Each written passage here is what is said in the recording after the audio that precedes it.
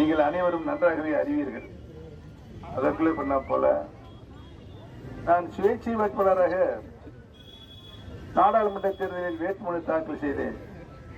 என்னென்ன பிரச்சனை, எப்படியோ தமிழ்நாடு பூரா ஏகப்பட்ட பன்னீர்செல்வம் வந்துட்டாங்க. இங்க எத்தனை பன்னீர்செல்வங்க?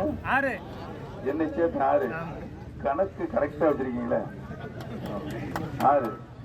சுயேட்சையாக போட்டியிடுவது 3 சின்னங்களை அதில் குறிப்பிட்டு சொல்ல வேண்டும். ஒரு சின்னம் நம்மளுக்கு ஒதுக்குற வாய்ப்பு இருக்கிறது என்பதை அறிந்துதான் 3 சின்னங்கள் ஒதுக்கப்பட வேண்டும்.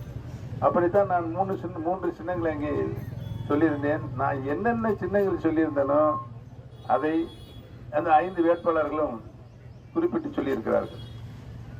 அவர்கள்லாம் வெறும் ஓ பன்னீர்செல்வம் தான். நான் ஓ பன்னீர்செல்வம்.